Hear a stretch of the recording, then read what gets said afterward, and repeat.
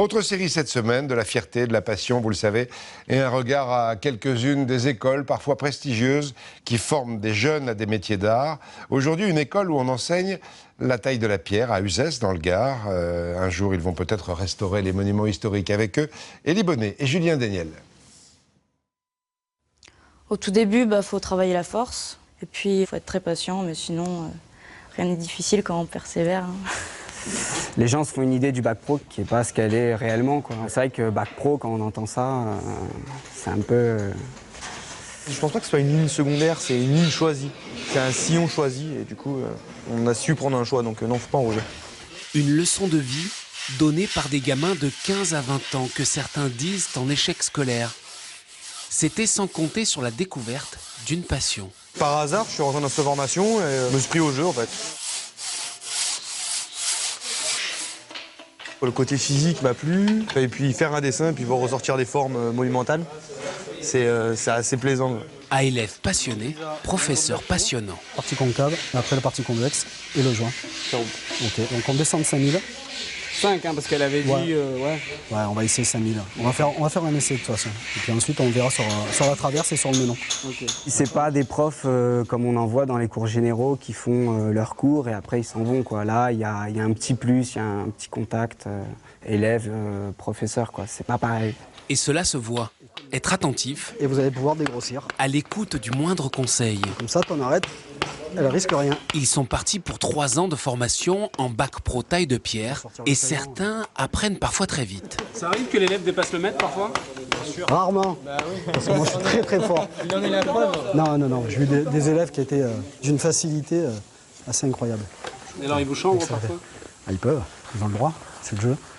Une complicité entre le maître et l'apprenti qui doit aussi se jauger, ne pas les materner lorsqu'ils entrent en première année, tout en les préparant pour leur sortie. Nous, on les arme. On leur apprend à marcher, il faut qu'ils apprennent à courir. Et ça, c'est personnel, quoi. Ça, c'est leur parcours, c'est leur façon de réagir. C'est à eux de finir le travail. Le lycée des métiers d'art Guinemer porte bien son nom. La pierre côtoie l'enseignement du bronze, de la ferronnerie, du bois et de la tapisserie. Ainsi, 300 élèves se rejoignent ici à Uzès pour partager la même passion, celle de l'artisanat. J'ai toujours été passionnée par la sculpture, donc j'ai commencé par faire un CAP de sculpture sur bois, et là j'ai poursuivi pour avoir un bac dans la taille de pierre. Et n'allez pas leur dire que ce sont des métiers d'hommes. Ah non, pas du tout. Ça c'est ce qu'on croit, mais...